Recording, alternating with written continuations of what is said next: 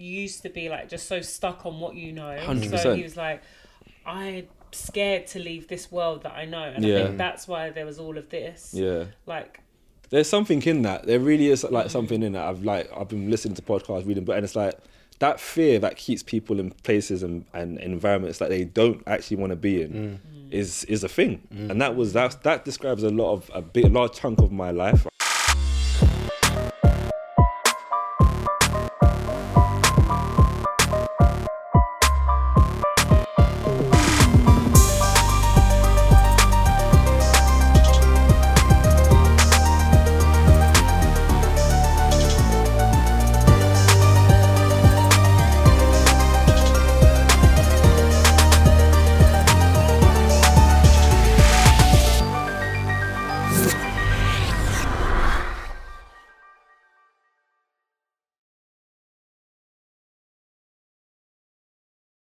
What's going on, people, and welcome back to the Blackprint. Yes, I said welcome back. Guys, after a short hiatus, we are here, locked in and recording. All right, guys, all I'm going to say is apologies. I've been meaning to bring it back for a long time, but we're here. Let's think forward now. Let's forget about the past, okay? But listen, guys, honestly, have I got a treat for you for the first one back?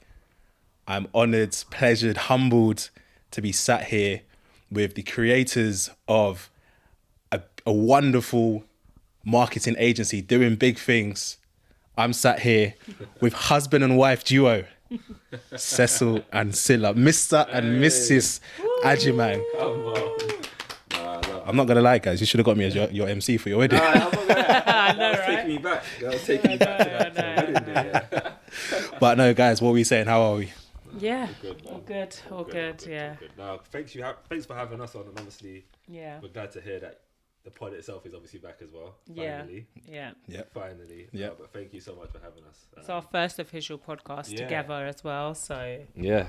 it's exciting. Nice. Well, guys, I'm as I said, I'm humbled and honoured that you allowed me to be the first person to interview yourselves. I know when I first pitched the idea to you, I think it was you, Cilla, who said that people have been kind of questioning or asking you guys what it's like to kind of work together as a married couple, right? Yeah. And so here we are. We're going to lay it all bare. We're going to unravel it all. Yeah. We're going to go through the journey, the start and everything. But if you don't mind, just very quickly, I'll let you guys fight between yourselves as to who's gonna take this one. But just quick introduction. I always let you do No, that. I know you always do, but always today do. we're on a podcast, so off you go. To be fair, you've done a lovely job in obviously introducing us. Cecil, my wife Priscilla, we do run a family-run creative agency based in Croydon. That's pretty much us in the nutshell, but we wear so many different hats. Obviously, we're husband and wife, we're business partners, we're best friends, pretty much, like parents, co-parents together. Like we do a lot together. So it's not even just the business hats and then the husband. There's so many in betweens. So like you did say, we get questions all the time. Like, how on earth do you guys balance? Why on earth? Why? Yeah, not even how. Like, how is the secondary question, but why? Why did you guys put yourself through that? And yeah, it is tough, but I'm sure we'll get into all of that stuff. Yes, we will indeed. So I guess obviously, Cecil, I've known you quite a while. We share a very good mutual friend. Yeah. So obviously got to know you a lot through that time, and obviously Cilla through obviously your relationship with Cecil. How long have you two known each other? That's a great question. I thought you was gonna ask that. I was like, You see, I was trying to skirt that, but Yeah. Cilla's putting us on blast right now. Cilla's Sorry, great. Her memory's crazy. So for us, I don't even. So it would have had to have been when I was in same age, right? Same year group. Yeah. So from like at least year 7, year 8, I would say. Yeah. That's when I met Jay. Yeah. Okay. Fine. So yeah. Then I started coming around his probably around year 7, year 8. Yeah. So like 20 years then? Yeah, that's crazy. Yeah. Wow. Yeah. That's mad, isn't it?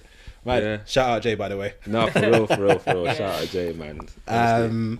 So yeah, obviously I say that to say kind of, so I know your story a little bit. Yeah. Obviously we'll delve into it a bit more. Obviously 100%. Cilla, not so much. I did my homework a little bit, if you like. Obviously I saw that you were in kind of social media and marketing prior to this. But look, I want to take it back, right? This is where we're going to begin. Okay.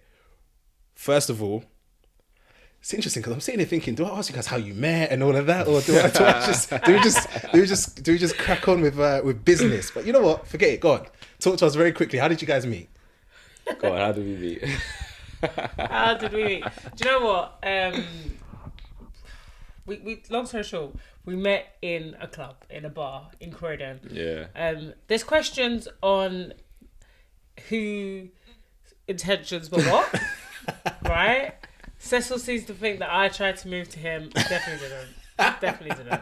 That is what Why would I make it up though? Come on, let's let's set the record straight then, innit? Basically, on the Blackprint, let's actually set. Well, all right, we're hearing it here today, guys. right? We're getting an exclusive Today. take. Let's go.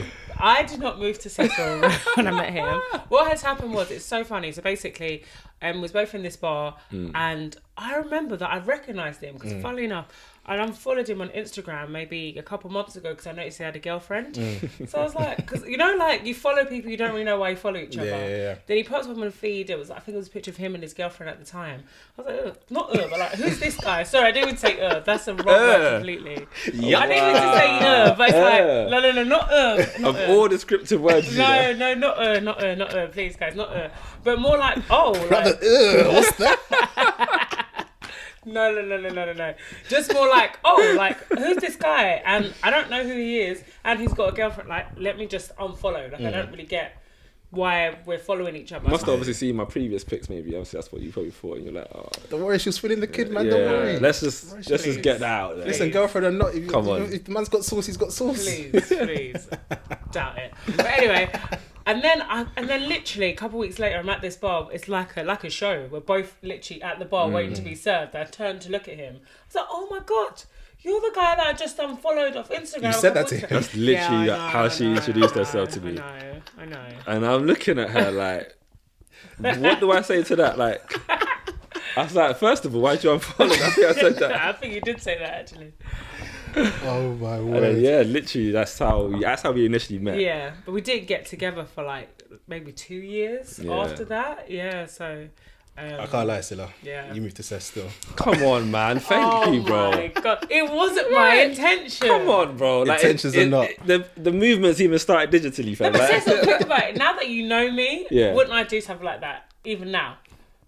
yeah, but it doesn't take away So I from the wasn't fact moving to you then. we're married with kids, like running full time. Like, you were doing something. Like, Fine. Maybe then, although this wasn't my intention, Oh ladies, my maybe gosh. take a shot. And apparently, I hear it. Take like, a shot. it like you mentioned, it was like very TV. Like, it was literally like a commercial, like a film, a show. Like, it was actually at the bar. Like, I was doing my own thing, she was doing her own thing, and then literally turned to me and just like, not even, oh hey, like, just that was a line. That was open. And then word vomit. Yeah. But Listen, The rest it is worked. history. Yeah. It works, Yeah. regardless of whether you think you were doing it or not. Subconsciously, clearly you were, and it works. Here we are. Exactly. And So you heard it here first, guys. Come on. Now, how long were you guys together then before Creates? That's an interesting question, but Yeah. Creates, I can't lie, Creates has always been a thing, you know. Yeah, it was born But- really early, wasn't it? Because I remember, obviously, as I say, through knowing you, if you like, I remember it starting as Snapchat filters. Correct, I remember, yeah. I remember going Lux Sundays and always looking for your filters to They was our put them on. long-standing client. I love To go that. on and put your filters on. Yeah. So when would that have been? That would have been like 2017, 2018 time. Yeah, I think that's Yeah, when. man. Yeah, because basically, so if you take it even further back, so like I feel like when me and Cess got together, we realised that we have a mutual love of content. We didn't even realise it was content back then. Yeah. Back It wasn't then, even being referred to as just, content. Yeah, it was to just be like honest. videography, creating. photos, like it was whatever. And we made a blog together when we first got together. Yeah. And it was called Too Modern. Yeah. It was stemmed from like these Instagram guys that Cess used to follow that he really liked. They were like fashion influencer guys. Yeah. We was like, there's nothing like that here that's like a couple or anything. So we made our own version, like lifestyle blog. We blogged about like fitness challenges. Yeah. We blogged about Like restaurants and stuff. like dates we'd been on, like that whole type of thing. Yeah. And then we got pregnant really early on in our relationship. Like I think we probably got together in like this November, December, and by March we're pregnant with twins. So Yeah. very With twins quickly. as well. With twins. Twins, yeah, I know, right? Yeah. Very quickly. So I think from there, life kind of changed slightly. Like the projection of Too Modern it wasn't really what we thought it would be. We thought we'd just be able to be young, free, having fun. And then being pregnant, we had a baby shower and we wanted a Snapchat filter. And back then, like, we didn't really have money. It sounds so crazy, doesn't it? Snapchat filter would have been about 30, 40 pounds. It's a lot of, you got to add the context. Like, we literally, like, even career-wise at that stage. Yeah, so career-wise, I used to work for a fintech company and I worked in the marketing department. And at that stage, you would have had just left the state agency at the time, right? Yeah. So I think leading up to Cilla becoming pregnant, I was like an estate agent for like 4 years. And if anyone out there is in that field, it's a sales role essentially, right? So I don't need to explain. If you know, crazy hours, 6 days a week. And I had always wanted to kind of get out of it, not because I hated sales or hated that, but it was more like the hours and stuff. And when Cilla was pregnant, I felt like that was my kind of like my catalyst. Like I had to get out of it. And obviously, growing up African, you don't really leave a job without having another job lined up. But the pressure was just like I couldn't see myself. I was working with colleagues that had kids and were married, and like the stress it was taking on them, and they're like I couldn't see that for myself. So actually, you were actually one of the only people, to be fair, that encouraged me to leave my job without having another job lined up. Like she was like, "Cess, man, I can see that it's taking a toll on you. Like I physically didn't have time to come home and look for another role. Because when I come home, it's like I'm knackered." Yeah. So she was like, "Just pack it in, man. Just come on." So it took a while. It took a bit of courage, but finally got there, and then we left that, which meant obviously I'm unemployed. So yes, like she was unemployed while I was pregnant. Yeah. But you know what? As well, with him leaving his job, I'm really strong on like how something makes you feel. And obviously as we've got older, we've got businesses now, I understand you can't always go off emotion, but I think like at that time of our life, like things were really shaky in terms of I'm pregnant with twins. I'm sure we'll talk about it later, but Cec also had another son. So like we couldn't afford for our emotions to be like where you're going every day to be affecting you even more of what you've got going on. So I was just like, leave it. Like, I'll pay for everything if we need to until you get yourself back on your feet. And in hindsight, it was the best idea because we spent my whole pregnancy together. And he got to see all of it. And like, so much so we'd go to appointments, wouldn't we? And like the people would just like talk to me because they're not used to seeing like the guy, always there. I was there, like, every single. I think that was the blessing and the curse of it. Obviously, it was very difficult not having a job, not being able to provide at that time. Obviously, like going through obviously anxiety. It's like you're scared. Like you're going through a big change. You don't have any like foundation beneath you to be able to provide for not only your partner at the time, but your children that are about to be born. But the beautiful thing about that time, and I always say it to like new fathers or like fathers to be, like it was a time where I managed to like bridge that knowledge, that gap, that empathy gap between a man and a woman, where there's such, I think, a big gap between when that is normally happening. The guy is normally is at work, for example, so you can't really make appointments. To be fair, don't get me wrong, nowadays it's different with working from home and stuff. Let's take it back a couple of years now. When 5 days a week so I don't think people watch it thinking, but bro, you could just work from home. Nah, bro, like working from home wasn't a thing. That was a luxury back then. It wasn't a thing. So to kind of like being stuck in the office 24/7, pretty much what it felt like, to being able to now be at home, be with Cilla and attend like every single appointment was I think that was the beginning of like what has allowed us to balance all these hats that we're talking about now. 100%. We had to be very vulnerable with each other back then. Like not only me dealing with like the physical symptoms of being pregnant with twins, which was very hard anyway. Then Cecil being unemployed and like the emotions that come with that. So I think very early on we had to be very vulnerable and open with each other about all of our feelings, and I think that has helped us today to like make sure that, you know, we try to be as open as we can. And I think obviously when you said the intro, like you said, we're best friends, like literally we are. And I think those times were like times that really solidified 100%. That friendship and stuff. No, brilliant. And so Cilla, what were Sorry, remind me of the year. So this is when you... 2017. That's 2017. Yeah. What were you doing? So I was still working in my corporate job, but because of how taxing the twin pregnancy was for me, I actually got to work from home, but for like medical reasons. Okay. Like that's the only reason why back then you could. Yeah.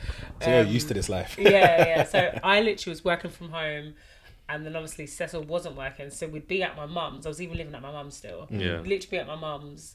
We'd just eat all day, wouldn't we? Literally, man. I would be so excited to eat.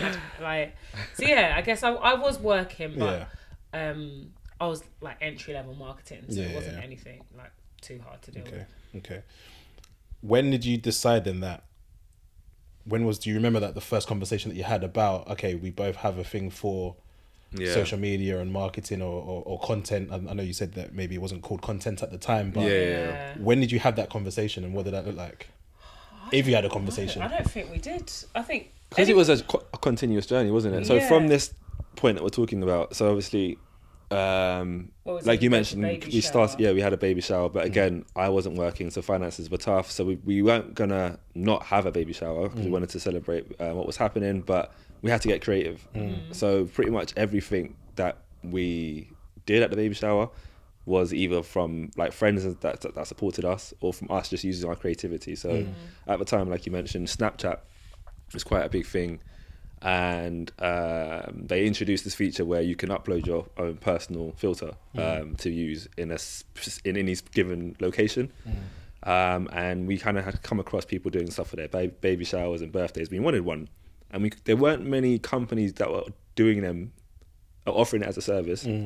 But we came across one or two that were. Yeah. And if I'm correct, I think back then they were offering it for about £50 per filter. I know, like. Probably people thinking... In hindsight, it feels like nothing. But 7 years ago, £50. It's probably like... Obviously, on top of everything else that you have to like catering, everything else, and you're about to have kids and stuff. So it's like, we were like, nah, man, we want it still, but we can't afford that. Let's leave that. But then I think we looked into how you actually do it, and it was a case of literally you can design your own filter, for example, on like Photoshop. None of us have that graphic design background, but we essentially just taught ourselves a bit of Photoshop, and then designed our own filter for the baby shower. Used it. People came to the baby shower, used it, loved it, and one thing that led to another. I think after a few days after that baby shower, I think it was actually T, wasn't it? Someone reached out. Yeah. I can't remember who specifically, but one of our friends reached out. Was like, "Oh yeah, by the way, like, how did you guys do a filter, and how much do you guys charge?" Like, so we're sat there thinking, wait, hold on a second. Like, what? Right. Like, first of all, we didn't even know if this was going to be a thing in demand. Yeah. Second of all, you're a friend, so there's no charge to it. So I can't remember who it was, but I remember we ended up doing it as I think it was T, because my birthday was September. So and the baby shower was early September. Yeah. So I think it was. Do you know what? I'll plug names though. I know Tini was definitely one of the first. Yeah. Jay as well. Yeah. These like our friends. These people like came forward and offered to actually pay for a service that we weren't even trying to sell. Yeah. We didn't obviously charge them, but they were like, I think the ones to plant the seed, for example. Yeah. So we did design filters for them and their events. Then they went on to use them, and then they would send us pictures of like the screenshots of them using it. So it's like it just naturally sort of turned into a service. Yeah. I think once we saw we got traction, we kind of looked into the businesses that were doing it. We found there was like one or two, and was like, do you know what, we could easily replicate this. So we then made branding. That's when Crates UK as a name was born. I remember we was literally sitting in my mum's living room thinking of names, and Cec had already looked prior, and he's like, oh, there's this name, but I really don't like it though. And I was like, what is it? He's like, Crates UK. I was like, I love it. He's like, what, really? I was like, yes, like I think that's perfect. Yeah. So then I remember we was like, okay, cool, that's the name. Then we did some like branding. Our branding was yellow back then, obviously Snapchat filters. Yeah. Then I think we made an Instagram page. Yeah, we got a external customer very early on. Do you remember? Yeah. And I remember she like wanted us to make the filter to match like an invitation she had. We were freaking out. We was like, it was proper like graphic design stuff. Yeah, like really Photoshop stuff. It was like, oh my god, like how do we do it? We did it in the end. I think we undercharged her as well. It took forever to do. Yeah, we paid £40 for you could buy like graphics. We paid £40 for like the white flowers. Because they wanted, the invitation had white flowers on it, so they wanted it to match that. So I'm guessing a graphic designer out there who would have just made the flowers, but we didn't know how to do that. So we went to a site where they were selling assets. Like an Etsy type thing, wasn't it? So we bought the graphics to use it within our design. That cost more than what we charged the client itself. It took ages, and I'm pretty sure so this is the same client. That she didn't go ahead. She didn't go ahead. I feel like she didn't, but we ended up selling the filter to someone, not that filter, but that style. But with that specific client, that first deal, it literally like we spent the money to do it, didn't take a deposit or anything. She then turned around and was like, "Oh yeah, no, I've changed my mind. I don't need it anymore." And we had already spent like I reckon a couple of days trying to do the design. I think we did a couple back and forths with her as well. And her, and then we obviously paid money for graphics. It was a nightmare. But do you know what it was? I would say, thinking back, it was a learning curve. Like first customer, we realised take a deposit. We realised this needs to be 3 tiers because the filter we made for our baby shower is not the same filter that she asked for. She wanted something customised. So then we built like a 3-tier system with different pricing, and a lot of that stuff still we use in Create UK today as a marketing agency. So yes, it was like really annoying at the time, but it was like early foundations that were like teaching us about business and things like that. 100%. Yeah. I'd be curious to know, because obviously, as you said, this isn't something that you were planning on doing. It's just an opportunity kind of presented itself. Even when an opportunity presented itself, it wasn't necessarily I don't want to say a business opportunity because it was friends who exactly. Do you get what I mean? How did you even fathom in your head that okay, we're going to explore this, and then from when this client then approached you, even though they didn't end up buying, to you actually agreeing to doing it and decide, because ultimately the decision would have been made around that time to say, you know what, we are going to run with this. So I think it was me, because basically I used to always like write business plans. I always wanted a business. In fact, actually, you know, like as a kid when you play games, I used to play businesses. What is even that game? And I'll just have like different businesses. It was me and my friend Shelley actually. And I was an estate agent on one of them. I was a wedding planner on another. I remember you talking about a wedding one. Yeah, just random businesses. So I had come up with a marketing agency years ago when I was in Ghana, like 2015 I think it was. It was literally middle of the night, and I've written it all out on my phone, and still probably is there. And I think when everything started to like come our way, I thought that was a big wake up call. Oh my God, like this could be that, basically, because obviously I know we spoke about the filters, but I guess very quickly we realised we can offer so much more than Snapchat filters. Cess was getting really good at the videography and photography. I obviously have a marketing background, so it was just like, okay, like this could be that agency that I'd initially wrote about. And I think the agency, like I worked for a fintech company, yes, but I worked in a marketing team. We worked with external agencies. So I just started to understand how marketing is used for businesses. So I think, probably it was from there. I think so. I can agree with that. Just kind of realised, let's do it. Yeah, because from my side, I think I'm very used to just working. just working it. So for me, I think the idea definitely crossed my mind, but it never... entrepreneurship wasn't something that was on like, oh yeah, I need to do it. Like I wasn't always like, you know, like on pods you hear people like, like I was the guy in the school selling Kit Kats. I mean I did do that though. I can't lie to you. I'm not gonna front. I was the guy copying the Kit Kat. I had. You was a consumer, not a producer. I was a consumer. Yeah, I was a big. I even sold cigarettes. I blame my dad. Cigarettes. At what age? Yeah, I know, it's bad. Yeah, 10 or 11. We said my friend's mum. I didn't know this. Hey. I didn't know this. No. I know we said best friends, but I didn't know this. I've told you before. I didn't know cigarettes. No, I did do the snacks and stuff, but obviously it's low margins, isn't it? That's basically selling weed at this point. I know, kind of. But my friend's mum, you know, like when you go abroad, you get the cheap cigarettes. Yeah. So she'd buy the pack, give it to us, and we'd sell them £1 a cigarette. To make like students £20. in school? Yeah. That's crazy. Make £20 out of like one pack. You should have known she was unruly from there. Just turn around and just go to you. I should've. You're the guy I unfollowed on. Yeah. Lucky I turn around. Nah, that's hilarious. Oh, So my days. okay, so that's on that then, because both of you have said two very opposite Yeah. kind of takes, if you like, on entrepreneurship. Yeah. So I'll start with you, Yeah. Cecil. Why do you think entrepreneurship wasn't on the cards? And then obviously you made the jump from employment to kind of just leaving, if you like. Yeah. And then even at that point, I gather Creates maybe still wasn't even on the works at that time. Yeah. Talk to me about that journey and your mindset.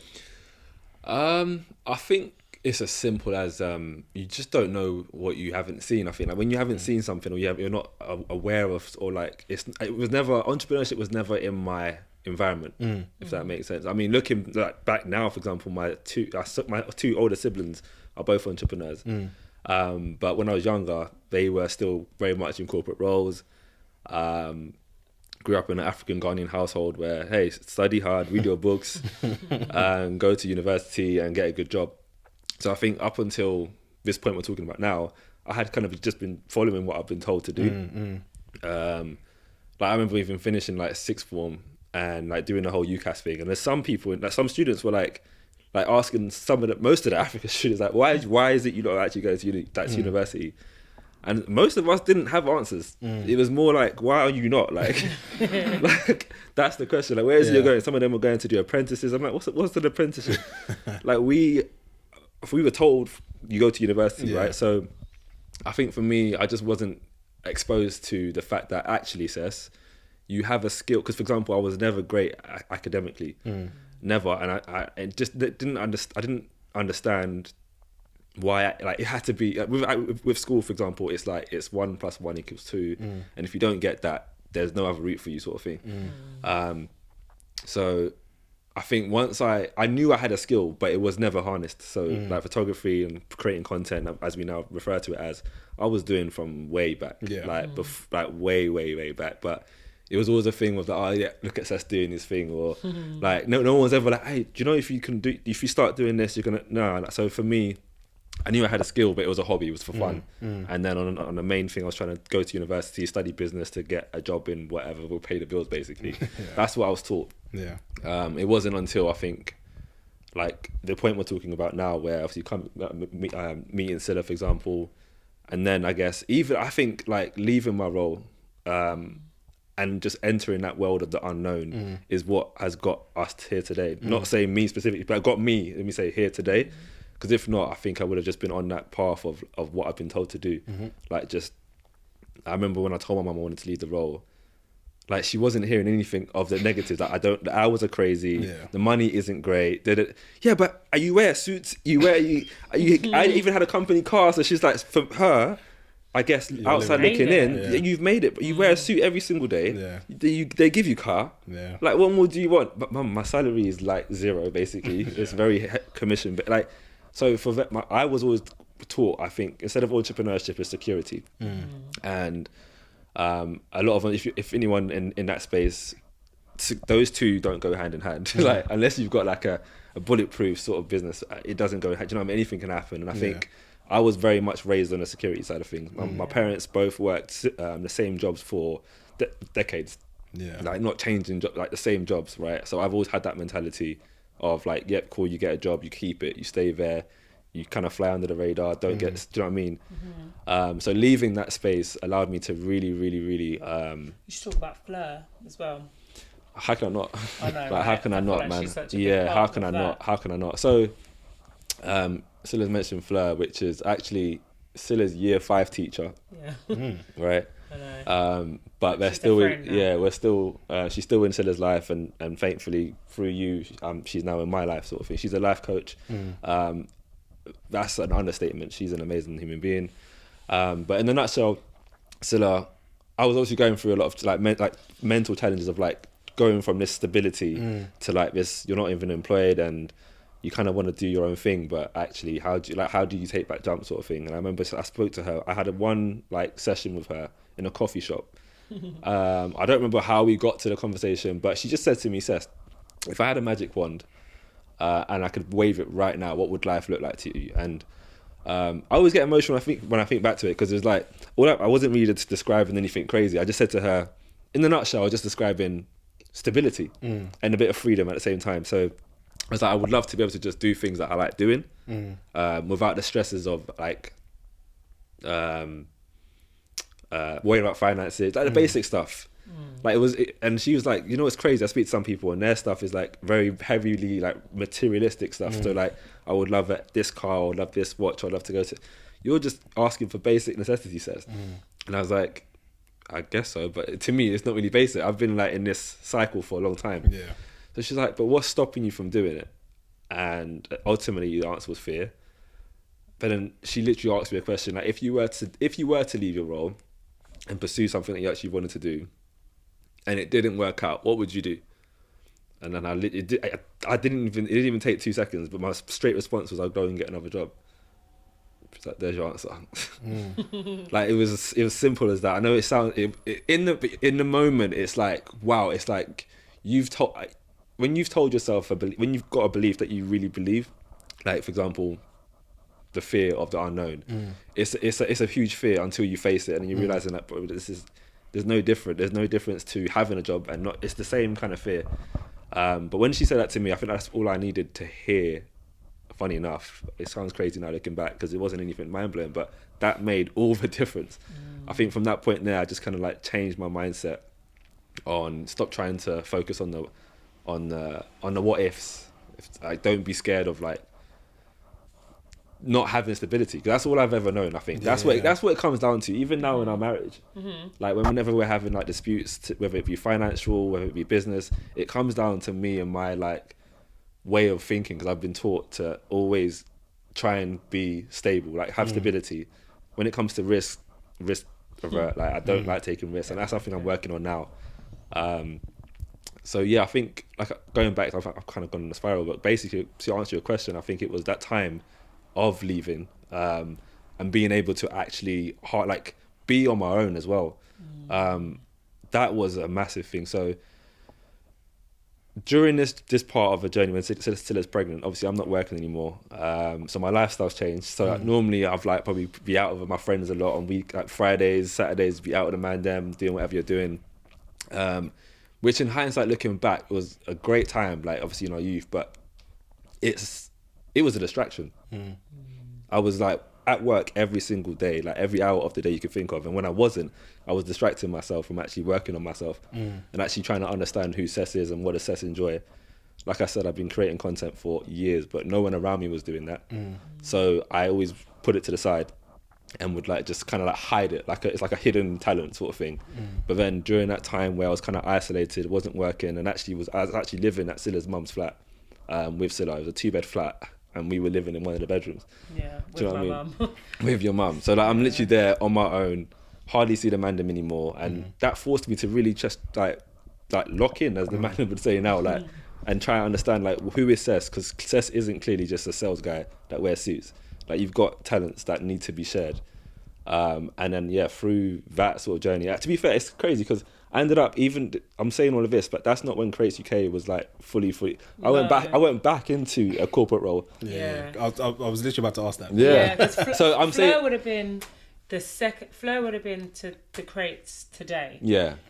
But this time, I kind of jumped stories with Fleur a little bit. Fleur happened. The conversation with Fleur took place after about 2 years after. After what I'm explaining now. So I had obviously left the estate agency in that maybe kind of rut. Years, actually. Yeah, after leaving the estate agency, was in that kind of rut. Found another role to kind of keep myself going. Obviously, so at that point, entrepreneurship wasn't still in the cards. I know Cilla had kind of obviously spoken about it, but no, it was still doing the Snapchat filters on the side. Then I got a role at Experian as an account manager. So I was an estate agent before. I went into an account management role. If anyone's done both, you would know that I thought I was escaping the matrix from going from a sales negotiator into an account management role. Yeah. Within a few days, I realized that I'm still in the same sales role, just a different title, basically. Literally. So I went from one sales role to another. Yeah. Can I just add though? I do think like with you, like with him, he's like that fear that he's saying, like. We're explaining it so much because he even had a fear from going from property into something else. Like, I just feel like used to be like just so stuck on what you know. 100%. So he was like, I'm scared to leave this world that I know, and I think that's why there was all of this. Yeah. Like, there's something in that. There really is like something in that. I've been listening to podcasts, reading, and it's like that fear that keeps people in places and environments that they don't actually want to be in is a thing. And that describes a large chunk of my life, I think. Up until recently, that I've like really tried to change that mindset, but I literally get anxiety every morning, like having to or even every night before I go to bed, knowing that I got to get up and go into that office, for example. But I was never gonna leave though. Like, unless something happened, I was never gonna leave, because it's like toxic relationship. It's toxic. yeah. Do you know what I mean? It's like, well, this is all I know. Like, my mum told me, listen, once you get a good job, you hold on to it, you kind of rise in the ranks and you do your thing. So when Cilla did fall pregnant, I think for me that was the catalyst. I said, I can't stay here and work 6 days a week, and it won't work. So then I went in from that to Experian, and then from there, that's when, about 2 years into that role, that's when Creates UK started to become a conversation. Yeah. Okay. And Cilla, where did your entrepreneurship spirit come from? I really don't know. Like I said, obviously I was doing what I was doing in school. I guess I didn't realise what I was doing. But I think, like, if I think about my upbringing, right, my dad worked a really good corporate job too, but I never lived with him. He lived in Ghana. But my mum, so I think it forced my mum to be like an independent woman. It was me and her, a single mum. She was a problem solver. If I look back at it, I think that's what it was. She doesn't solve problems in the way that I agree, potentially, but ultimately that's what she showed me to do, solve problems, I think. And I think if I think deeper, that's where it probably stems for me. And everything I do, even now, I'm always like looking for a solution. So I think I'm kind of opposite to Cecil. Like, I did well at school, like I'm very academic. I think I did so well in certain exams. I've actually got 100% before. I'm given awards for it. Like, I've heard about all of them as well. Who does these things? I was first in my class, so I can say that to the boys. Jeez. And I mean it. Young flex. I can't lie. That I do give you yeah. props for. 100%. I am very academic, and I did it. I went to college, went to uni, got first class. Like, I've done all of that.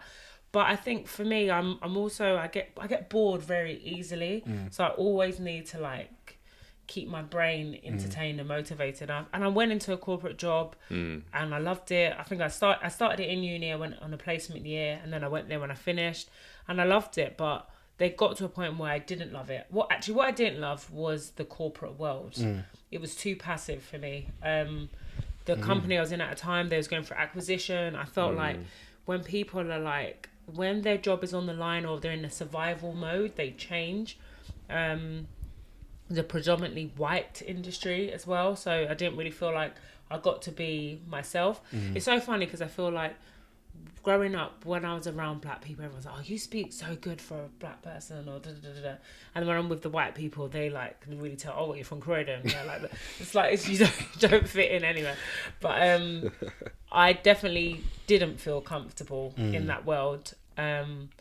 So I think from there, probably very early on, I realised I wouldn't stay here forever, but I want to be in marketing. I did think maybe I could rise up the ranks. I feel like that in my head. I thought, in order to take control back, I need to be at the top. So I thought, if I be like a marketing director at that point, then I the decision of what goes on is in my hand. I can choose the culture of my team or whatever. I guess I didn't think of it as a business, but I just think as our life moved forward, as Creates was turning into what it was turning into, I think it just made sense. I didn't see any other way. And I got made redundant when the twins were 8 months. Wow.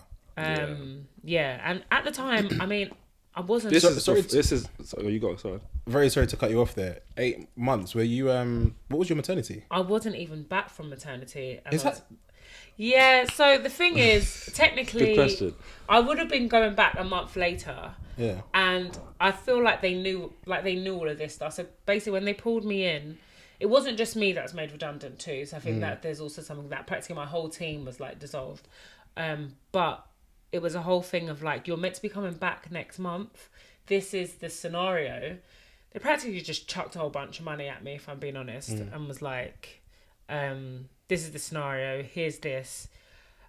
You are meant to be coming back in a month, but we'll literally pay you for that month as if you did come back. And then at the end of that month, then you'll be redundant. Yeah, like I said, they gave me a big chunk of money. I say big, it's not massive, but back then it felt like a lot. I was in postpartum, lost my identity at that point. I just wanted to be with my babies. I was just like, yeah, pay me to stay at home with my kids, fine. I'm not going to say no to that. Yeah. But I think very quickly I realised that, oh, sugar, like, I actually am not enjoying just being a stay-at-home mum. I need to do more. So I think that's probably even where, like, Creates was really bubbling for me. Like, I think in the early stages, I used to watch, have you heard of Jordan Platten? Can't say I have. Okay, so he's like this marketing guy, does like paid ads and all that stuff. I think we found him on YouTube. Maybe like this was probably deeper in maybe 8 months after I was made redundant. Or something. I did try to look for a job. Let me be honest. I did try to look for a job initially. Maybe I stayed off for like 4 months or so. Then I started to look for a job. Then in the interviewing process, I just realised I don't feel like myself, number one. I don't want to go back to do this. Like, what am I doing? I feel like maybe I thought like I had to get a bit of the old Cilla back, but I remember one interview I cried like crazy after, and I was just like, I didn't know what to say. I'm not good at anything anymore. Like, I just was like, I just didn't feel like me. So I think I then started to think about freelancing. And I made remember all these business cards. I was going to do I signed up on Fiverr. I then did start to do like a little bit of freelancing here and there for even Fleur, like we're talking about, she passed me on to a friend, like just any marketing stuff I would do. But yeah, then I realised that I think I started watching Jordan and he had an agency and I thought, well, why I can build an agency. My whole thing when I look at people is like, I can do what they can do. Like, I think it's probably a bit of a toxic trait, being honest. Like, I think I can do anything. But I just don't look at them like... And even today of our business, I look at all the biggest agencies and I'm like, we should be doing that. Like, I don't see them as any different to me. So when I saw him with one, I was like, well, yeah, easy. Well, we should have one. With the skills that we have. And most of it, back then, it's like, people wasn't even creating content. They were just doing the paid ads side or the strategy side. I'm like, we got both here. We could have a strong agency if we really package this up well. So I can find my old notebooks from maybe 2019 and I'm writing Creates services, this, that. Cecil is still working. He probably comes home from work what the hell is this girl? I'm out there in the trenches. Talking about, she's crazy. But I was like, no, I'm sure we can do this. So yeah, I think. Do you know what? I think to add to you, I think becoming parents is a big answer to your question. If I'm correct, your initial question is when did this conversation come about of it being a thing and being full time? And I think if listen to what you're saying, it's we're living 2 different lives, right? I'm at work every day. I wake up, the kids are probably still sleeping, just about woken up before I leave, and I come back and Cilla's putting them down to sleep. And we did that for what? 2 years. Yeah. They got to a point where it just didn't. It stopped making sense. It never did make sense, but it started to become very apparent that this don't make sense. Yeah. And I think if I'm being honest, for me, I maybe it might have been the same for yourself, but it was a bit of PTSD, not in a traumatic way, but hold on, it was events replaying itself. This is how I grew up. My parents were always working, hardly saw anything. They were working multiple jobs, and I was either left with my older siblings, and I didn't really ever foster a friendship with parents. It was more by default we're friends because you're my mum and dad, right? And I think for us, I think very, very, very early on as parents, we realised actually if we want to build the life we want to build. When I say build, I'm not even talking about money and stuff. Just the culture in your household of being able, your kids getting to know you, knowing who you are as people, seeing you happy. And the only way you can kind of be happy is if you're spending time during the day doing the things that you actually like doing. We realised very early on, unless we're doing something for ourselves or an amazing job that you love, for example, of course, we're not going to be able to foster that environment in our house. That flexibility, I think that was I think that's probably why I was so overwhelmed looking at going back to work. I didn't want to leave them. I wanted to be very much part of their life, but I still wanted to have something that I was working on, and that was for me. So I think those stuff of like, we both kind of realised like we want to just be with them, but at the same time, with money you got to make money. You got money to have pay to bills. make. Yeah, money have to make. No, it's true. So it was like, okay, we need something that allows us. Let's use this word fluid. I think that was like always. We didn't realise that was the word back then, but we want to live a fluid lifestyle, and I think entrepreneurship was probably the easiest way we thought that we could do that. What was Create saying around that time then? Because obviously this was still bubbling in the background, if you like. Or forgive me if I've kind of interpreted that, but was it still kind of in the background? You're taking jobs as and when they come in, or were you kind of actively promoting that at the same time while you were? I'd say 2019 is when like Crates we really started with it, and back then it was like I don't think we got paid yet, did we? No, but do you know what? So I remember being at work. Remember, I got the phone call from Derek. Oh yeah, that was 2019. Right? So a friend of ours, Derek, right? And I hope he sees this, because I always tell people, I never forget, and I feel like, of course he's gonna see it, because you're gonna send it to him. You better watch it though. You know what I'm saying? Yeah. But no, man, I was at work. So obviously, think about it. You're at work, corporate role. You're doing your thing, right? And then your boy calls you. Not even like a client. Your boy calls you, and he's like, "Yo." But wait, before then we had been bubbling. So like we got a logo. We started. We're like, it's turning into something, but we've got no clients, nothing. So like, but at this point, had you sat down and? Not officially. Not officially. Not like we're doing it, but it's very much a side hustle. Still just it's a side hustle for you, but I'm practically at home all day with the boys. So I'm doing. I don't know what I'm doing if I'm being thinking back. I don't know what I'm doing. There's no processes in place. No. It's just a dream. Yeah, it's I'm just DMing people. I'm probably doing logos. Like. But sorry, Derek. Derek calls. Yeah, so I'm at work, and my friend Derek calls me, and he's like, "Yo, bro, what are you saying?" I'm like, "Yeah, I'm just at work, but I've just like run into like a meeting room to catch his call." And he's like, "Bro, man, like I'm looking to propose to my girlfriend at the time." And I was like, "Big congrats, like, yeah, like sick, like what do you need?" And he's like, "Yeah, like I would love for you to take pictures of when it's happening." And I'm like, I'm very rattled, because it's not a service that I do. It's not like I'm not a photographer. I just take photos for fun, like not of people, of just things in general. But he's obviously been like seeing what I've been doing in the background, sort of thing. He's like, "Nah, bro, I see the stuff that you've been posting online. I want you to do it, bro." I was like, "Bro, I don't have a camera. I didn't have a camera at the time. I didn't have like photography services at the time. I didn't have pricing." He's so lucky I wasn't there for that phone call. I'd just be like, "Yes, put the phone down." I was like, basically, I said to him, I was trying to talk him that's out. That's the entrepreneurial side of you. That's the entrepreneurship in Cilla. If Derek still remembers the conversation, I was trying to talk him out of him asking me. Right. I was like, What photos have you seen, bro? Like, I was asking him he's like, "Bro, like the stuff you've been posting on the gram," and like he's like, "Bro, come on, man, you got this." I was like, "Bro, I don't know." I was like, "Bro, you know, I don't have a camera, right? I used like all the stuff you've been seeing." That part sending me, I can't lie. Bro, I know, right? He's like, "So what's all the stuff you've been taking on Instagram?" I was like, "That's my phone, bro." He's like, "My Nokia 3310." He's like, "That's your phone." I said, "Yeah." He's like, "Bro, then use your phone, man." I said, "What?" I'm like, you got, just use it. I'm just there shaking. I'm like, "Do you know what? I'm at work, yeah." He's like, "Bro," and this is what I'm saying. This is why I've loved Derek, and he's an entrepreneur, absolutely amazing guy. And he said to me at the time, "Bro, I want you to do it, and don't even like front about money. Like whatever your fee is, tell me it, send it to me, and I'll pay 10 it." racks. Like if only if lucky I weren't there. If only Cilla was there. I don't even know if me and Derek would be friends right now. But I was like, "Bro, no, I can, like, I'll do it." But he's like, no, bro. Like, he's an entrepreneur, so he understands the value of like people's skill set. So I was like, "Boy, you're my boy. Like, I will do it, and it's a special occasion." He's like, "I don't care about that. It's a business, right? Tell me how much it costs, and I'll do it." I'm like, "Bro, okay." I was like, I don't know. I'm at work right now. I'll call you back. So I was like, "I'm going back to work." Put the phone down, called Cilla straight away. So I was like, "Bro, Derek just called me. He's like, he wants to do X, Y, and Z. I don't know what to do." I don't remember what our conversation was, but I'm pretty sure we ended up charging about £50 or £100. I feel like it was £100. £100 for a shoot. And we met him in like London in some like amazing hotel, and it was a big surprise for his wife.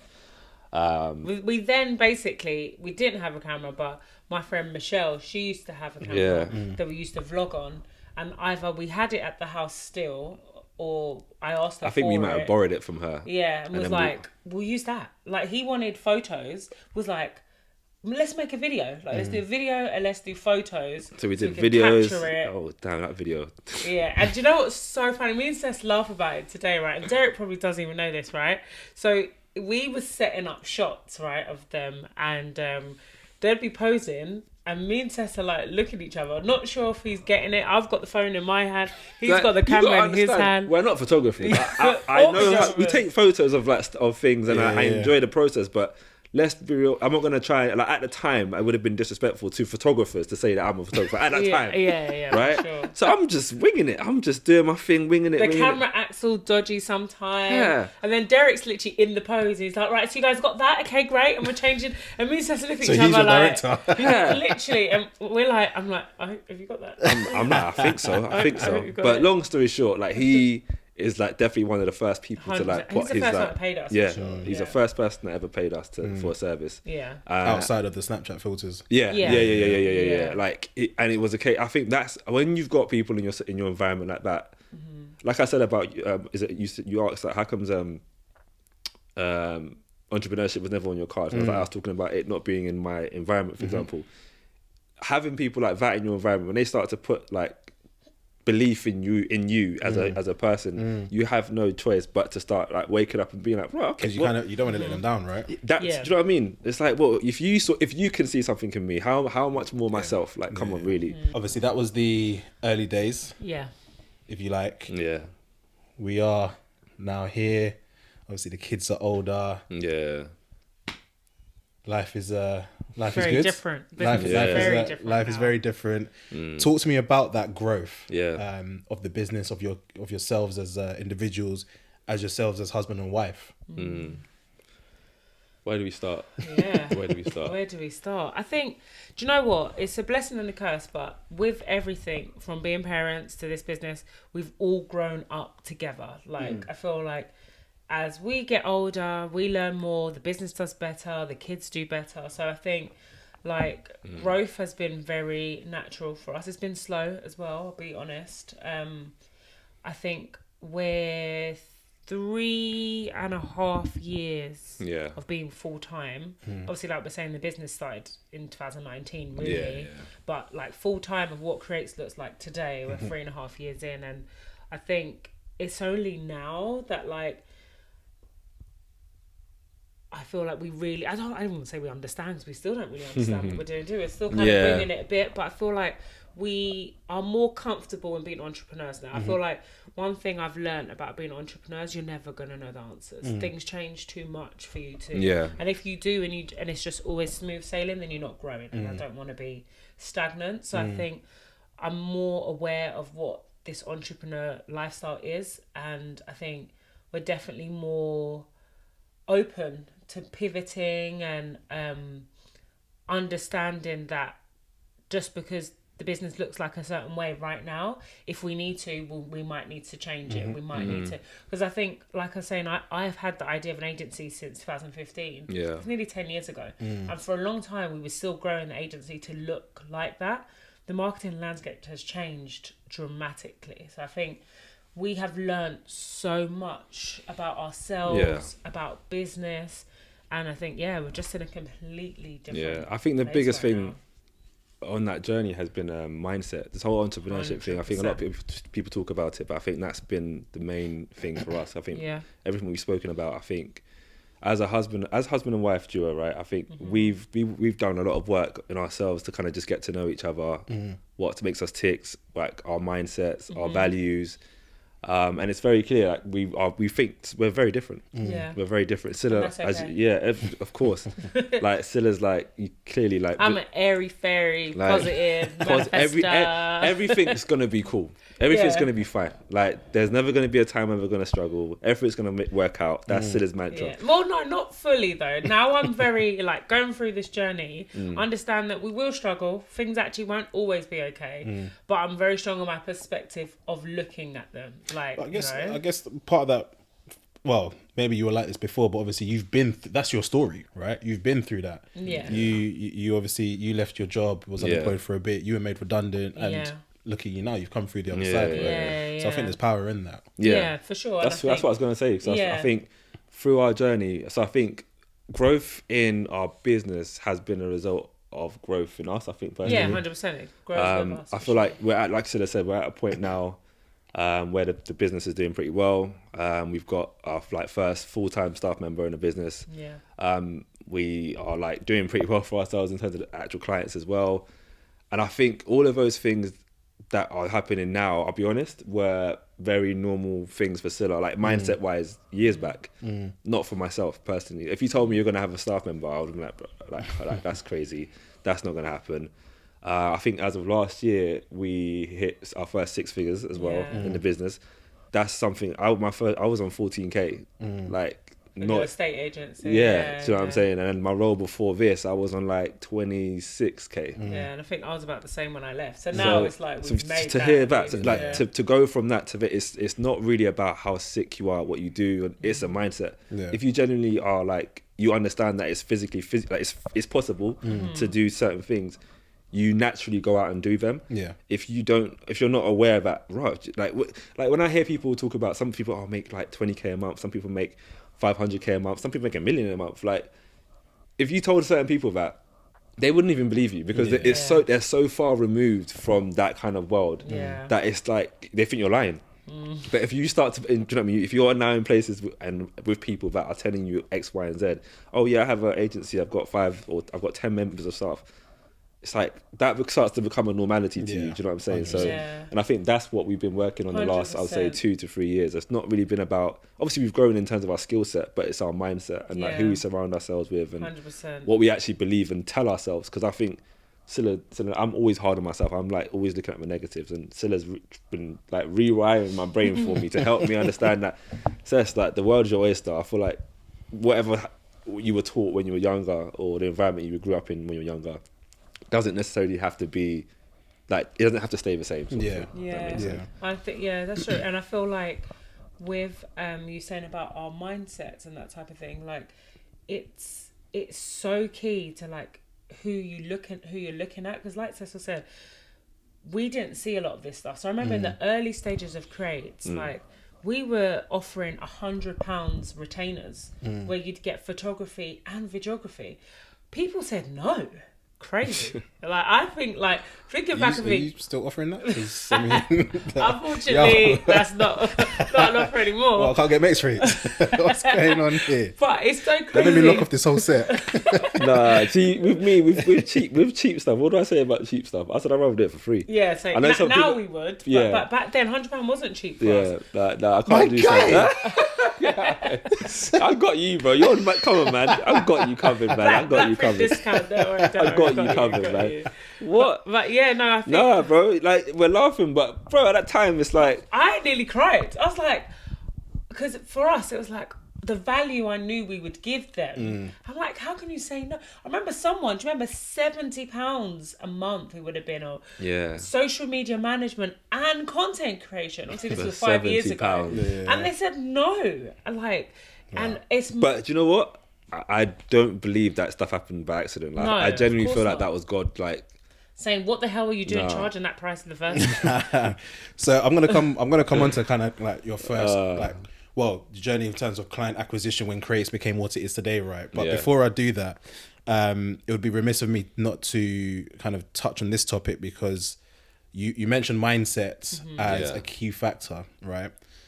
Now, Cess, obviously around that time you went through quite a significant or something significant happened in your life. Now I do want to touch on that if we may, in terms of the mindset that it took for you to get through, and also Cilla yourself as well, supporting 100%. And then also as a collective still driving forward, right? So if you don't mind maybe just taking it from there. No, of course. I'm still dealing with it now. But yeah, as you mentioned, so like I've lost, on this journey we're talking about, I've lost my dad, unfortunately, and very shortly after I lost my younger brother as well. Rest in peace to both.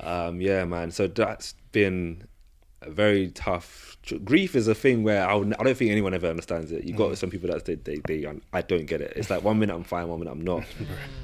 But one thing I could say when we talk about mindset, it's not like I've gone on any courses or anything or read any books. It's literally just been, I think, through loss.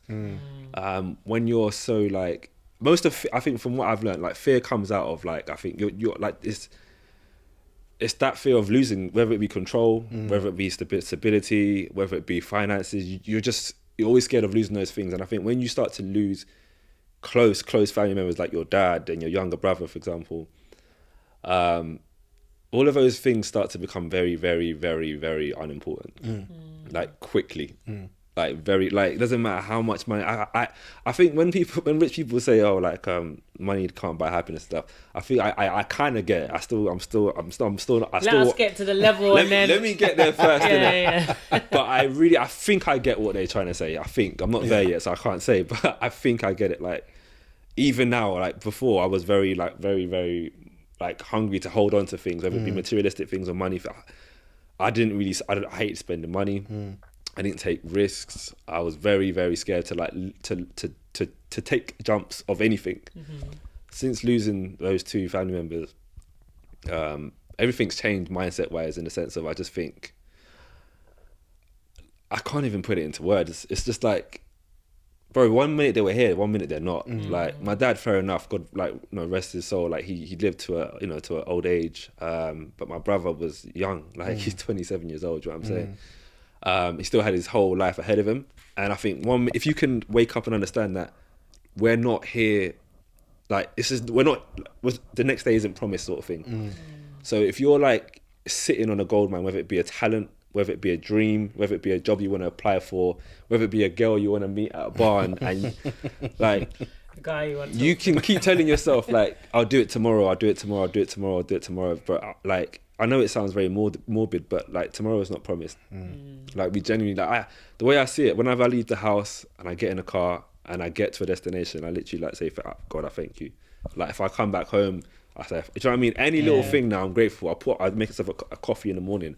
I literally will mutter, like, God, I thank you. Like I'm just grateful for everything, like all the small things.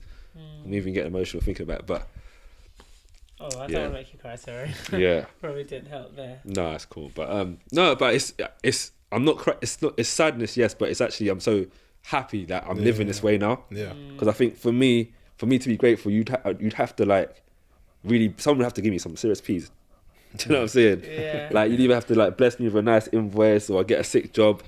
That's when I'm seeing gratitude. But it's like now, like it doesn't take much for me to show gratitude. Yeah. So it allows me to kind of like take each day a different approach than I would. Like I get to see the beauty in every day now easier. So when we're talking about client acquisition and stuff with what we do now, so let me just. But to be fair, like being his wife, for example, then right. One thing I would say, one thing I would say is like, yes, this has been like one of the most hardest things we've ever had to go through. Yeah. Like, in meeting and dealing with what we dealt with very early on, I thought becoming parents early was the hardest thing we'd ever deal with, not knowing what the hell was to come. But I think the perspective, like I said, the struggle, you will have struggles, you will have challenges. How do you look at life? Like one thing I will say, like after we lost our brother, that Cess is like, sometimes he's ahead of me with the mindset. Like he doesn't let very small things get to him. Whereas like before, a small thing and it's like you're treading on eggshells around him because you know it's gonna blow him up. Whereas now it's like he really does look at life very differently. He does appreciate the small things. Money issues that come about doesn't really scare him. The other day she came home, she went shopping, she came home. Oh God. And then she's like, Cess, she was being quiet when she came in and she was like, oh Cess, you're gonna... He's been so nice to me when I come in, as though he's helped me put the shopping away and all that. I was like, oh, for goodness sake. And then she's like, Cess, I blew the bank balance. She's like, Cess, you're gonna hate me. No, this is food shopping, this is a food shop. You can still blow the bank balance. True. I do. Caviar and that. She's like, oh Cess, you're gonna hate me. And I was like, well, what's up? She's like, I basically had a little small accident with the car, so there's a dent in the car.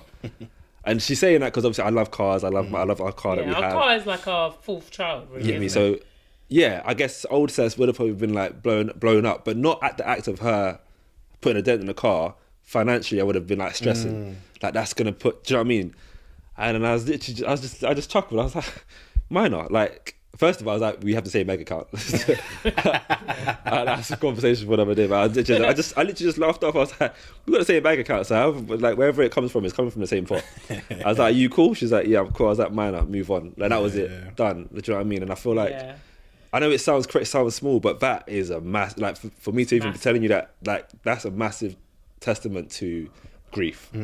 Like it will show you, like you haven't got, if you think you've got time to spend like worrying about a dent in your car, for example, you have no idea. So let's bring it to business then. What has it taught you about how you conduct yourself in business? It's the same, really. It's the same, isn't it? Yeah, you're not so scared to. It's the same. I think a lot of people probably aren't where they want to be, whether that be in an actual corporate job or their business, whatever it is, because they're probably scared to put themselves into certain place. So I come across people that are business owners and they know that there's a element of growth sitting on the other side of putting themselves out there, whether that be through content, whether that be through actually going to networking events, but they're stifled in fear of like what people are going to think about them and, on social media or in person. And I think if only you knew, that's what I can really say. If only you knew, one, how much growth is actually sitting on the other side of that. Secondly, how much time you don't have. If you knew that, because we don't know. I don't know if anyone's, I'm going off tangent, but if anyone's seen a film called In Time. Oh, bro, brilliant film. Fam. Brilliant film. Have you seen, How long you showed it to me? That film. They got like, everyone's got different times, That film is not a joke. And if you haven't seen it, I beg, just take time to go and watch that, because. It's weird you mentioned that. I was thinking about that film on the way here. Were you? Yeah, I don't know what. Anyway, the context doesn't matter, but sorry. Essentially, like, I'm not going to go into it, but go watch that film there, right? If you could see how much time you had left, everyone would act differently. Everyone would start that business. Everyone would like apply for that promotion or quit that job or leave that toxic relationship or actually get married. You know, you do certain things that if they instead of like letting fear kind of stifle them from making certain decisions. And I think that's what grief has done for us in our business. I feel we don't really have fear like stopping us from. Like Cilla, some of the companies that Cilla wants to approach, I'm just like, Cilla. I like your enthusiasm, but they're going to be looking for agencies with like 50 to 100 employees. She's like, how do you know? Did the CEO tell you that? I'm like, well, no, but it's like, I like that. It's so Sure. So on that, because I think that's a pretty good segue then into kind of client acquisition, because obviously I was here last week and we were having a conversation, right? Yeah. And you mentioned around kind of when there's been times where you didn't necessarily know when the next invoice was going to come in or whatnot. So talk to me about kind of the early stages of client acquisition and what that looks like to you guys, because you were talking about, for yourself in particular, Cec, you were talking about going from estate agency into Expedia, one sales job to another, not really wanting to do that. But I mean, when you're an entrepreneur, 90% of your job is sales ultimately. Otherwise, 100%. you're not going to pay it. You're not going to get an invoice paid. So talk to me about those early stages, and then also, just you don't need to go through your client acquisition strategy if you like, but how you've grown in that regard as well, and maybe that scenario where, because what I particularly liked about that was you were saying, look, we had to think outside the box. And So paint a picture for me. So with client acquisition, I think this is where I kind of like, I feel like, so basically how it started off, right? So I mentioned my background in sales. So as a natural born sales leader, when we started Grace UK, I took the reins there, right? So I was working as a estate agent, like you mentioned, and account manager, and I tried to basically emulate what I was taught at work. And this is where it kind of goes back to what I was talking about our childhood and kind of just emulating what we've been told to do. Go college, go uni. At work, I was told, you cold call, you send cold emails. Here's a list of people you call out. And you don't stop until you get a self, right? So I tried to do the same thing here with Creates UK. And Cilla's not from a sales background, like, for context, right? So them two don't. You're more from people come to me.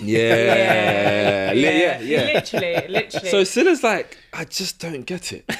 So you mean to tell me? That we should email these people and call? And I'm like, yeah. And I kid you not, we did it for a long time. We did it for years, and it didn't work. Not once did it ever work. I reckon we got I can count on one hand how Yeah, many. it worked on very rare occasions. Yeah, and I'm not saying that those methods don't work. I'm saying it didn't work for us. Just to clarify, you're saying your outbound kind of cold calling, cold emailing wasn't working for us. No. And I think for us, so for example, context, when I'm doing that in my corporate role, right, you're sending an email. It was Experian I used to work for, right, the credit check guys. When I'm sending a cold email, it's coming with a massive logo from Experian. Like that comes with a lot of like weight. Huge weight. They could just bypass the message itself and just see Experian and then go back to the top because they saw Experian, right? So, but when you're doing it from our point of view, it's like, who's Creates UK? Yeah. Who's Agyemang? Who's Cecil Agyemang? Yeah. Like, I don't even know. Like, delete. Do you know what I mean? And I think.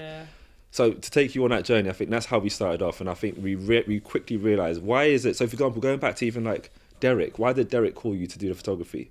Why did so and so ask you for Snapchat filters? It's because it was yes to do with your skill set, but it was always you. It was always us. Yeah. It was always us, right? So we realised very early on that actually the reasons why we are in certain places at certain times when people are thinking of like, I guess, KPIs, key people of influences, is because of you guys. It's not mainly just on what you do, it's who you guys are, how you present yourselves, your professionalism, which is a blessing and a curse. I feel like we found 100%. Obviously a lot of people in the past want to work with us because of Cilla and Cess, and obviously I'm sure we'll get there, but now how we're growing the business, you might not see Cilla and Cess on a shoot. You might not have a strategy call with Cilla and Cess, but like, we're still within it. Still very much in the business, but exactly. I think that was our sales tactic for a long time. And then also in what we do, we understand that content is key. So like, we put content out. I remember there was a time we had like a 3-month marketing content plan for Creates, and was like, we made educational videos, teaching, and we made graphic posts. We did like personal branding and stuff, and we stuck to it. It was consistent for like, I'd say it was definitely for about 3 months. By the end of those 3 months, we would literally get inquiries in, because people had like, we built authority about what we was talking about. And then people was like, oh, okay, like if it comes to content, like let me get in touch with them, because they're always talking about it. They know what they're doing. And we use that same method today. That's why you'll see us all over our feeds, because when we post content out, we get inquiries in. Like it makes us be like front and center of people's mind. It reminds them what we do. Yeah. I think the difference is today than like, let's say 4 years ago when we was doing it, is everyone's doing it now. Back then, not everyone was doing it. So now it's like, how do you stand out? Now, if I'm being honest, there has to be an element of selling, in the sense of, what the hell are you selling to me, and how can I buy into you? And I think that's the part that we're even learning, because we're not used to necessarily selling. We give a lot of value, but we're understanding that that's not enough now. If I'm being honest, you do have to have like that perfect balance of giving value, but ultimately, yes, you give value, but if I buy into your value, what do you have for me? Yeah. So that's the bit that, like, I guess that's kind of where we're at now. But yeah, it's like, ultimately though, it's, I think, word of mouth and putting ourselves out there has been our biggest client acquisition tool, really and truly, hasn't it? So talk to me about, because I know there's a specific example. With the word of mouth thing. Yeah, so basically there was a time where, like, I'm not going to lie, at that point I thought Creates was done. Like, literally, it wasn't too long ago. Maybe like just about 2 years ago or something. About 2 years now. Yeah, and like, we didn't have no business in. Like, money was running out, was literally living off, like, when the next client was coming in. Yeah, like, it was really hard. And I was on Indeed at that point. I was like, do you know what? Even me with my positive mindset. And it took me a lot to actually reverse what we went through those like few months in it. But I thought like it was done. But because of that, it was like, hey, listen, we've got 2 options here. Like, pull your finger out your arse and really do something, or like, let's just stop all of this, go get a job and like go about a business kind of thing. So we thought, what can we do? So we didn't have any clients, but we knew people that are in the marketing world, I guess. So we reached out to an agency in Croydon that they don't do what we do, but they're in marketing. So we thought, okay, well, let's just reach out. Let's just see how they're getting on. I think this was probably just out of lockdown as well. So, like, how's everyone doing? Entrepreneur. So we spoke to this lady and we're just like, okay, like, hi, nice to meet you. I think we'd spoke to her maybe a year or two prior, but just like very high level. Yeah. It was like, what do you do? She told us what she does. So what do you guys do? We told her what we do. And then she was like, okay, like, I'll keep my ear out to the streets, and was like, yeah, we'll do the same. She's like, before she left, she's like, but I do think I have someone, so I'm gonna like do the intro for you. Now, like, between her, the client she passed us on to, and then the client that client then passed us on to, are probably one of our 2 biggest clients we've had so far. Just by going out there and just speaking, just talking to someone, being open and vulnerable. And I think that what was really happening there is like partnership and collaboration. And if I'm being honest, we never even really got to return the favour back to her. We've even tried to take her out to lunch loads of times, but it's never worked out. But I think in prior to that, it was always just me and Cecil just trying to work it out on our own. Always just trying to work it out. And look where that got us. The business nearly closed down. I think so. I think it's definitely partnerships. I think that's one thing.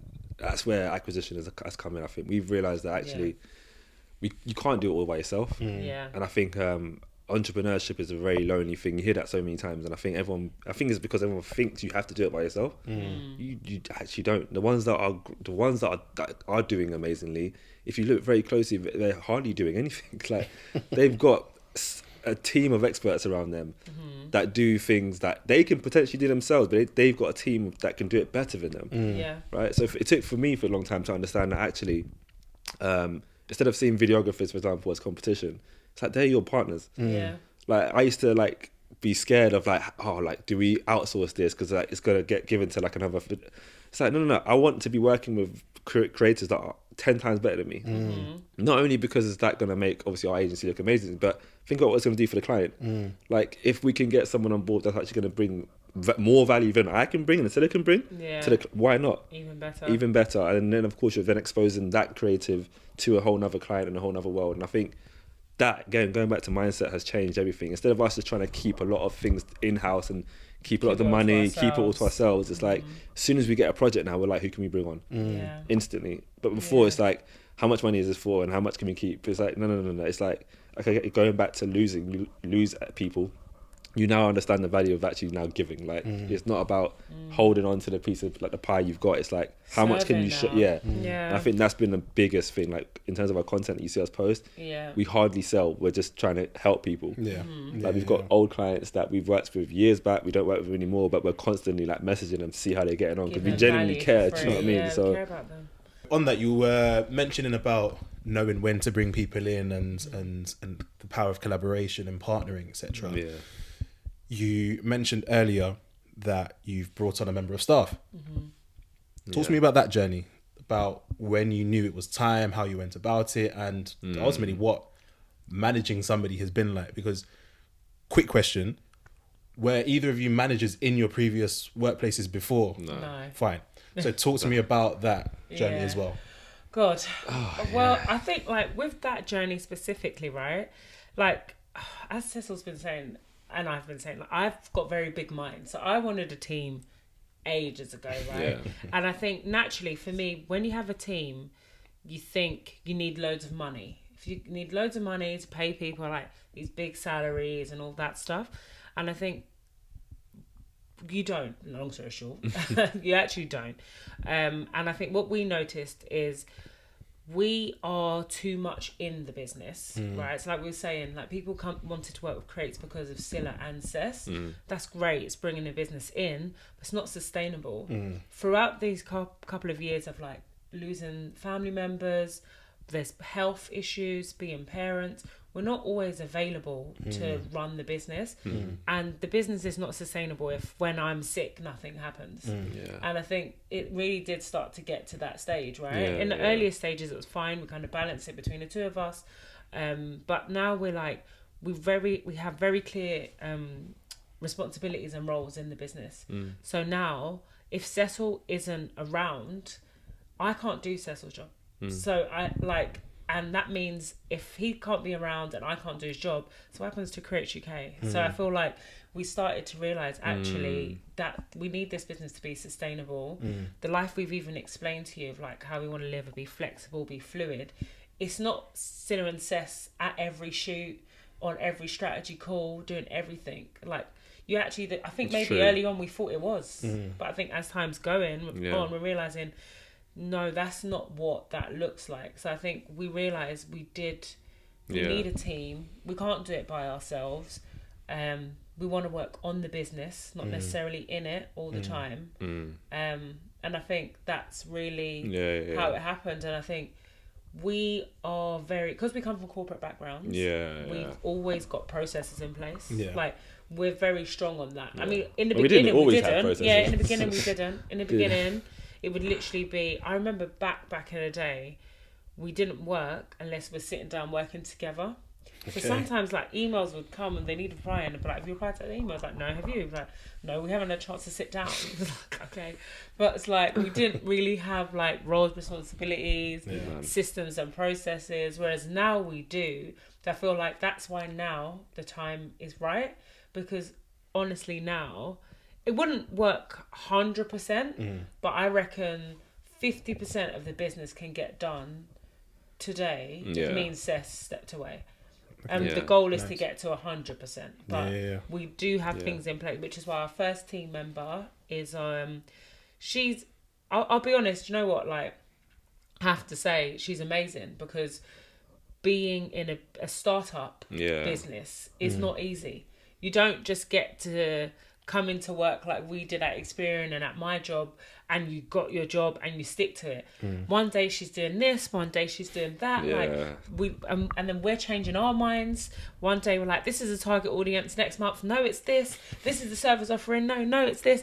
So it's like, it's literally like all over the place, and I think it definitely takes a special type of person to work within a startup. But she's been an absolute godsend. Man. She really has. And I think once you do kind of like I've heard it before, once you do bring on your first person, you start to think, well, how on earth? So long? But I do think, even though that is the case, I think for us, I know what's taken us so long. It wouldn't have been fair to bring anyone on earlier on. There was no processes in place, no systems at all. So it would have been like a joke to bring someone in and like waste their time essentially. Even we see the gaps now, even with her name's Joyce, even with Joyce we see the gaps now, and one thing we always say, like, you know, you mentioned like what's it been like I'll be real, it hasn't been like the smoothest, and that's not to Joyce's ability or to anything like that. It's more me and Cecil realising, oh sugar, like we don't have this in place for this, or actually we work together very well. Like,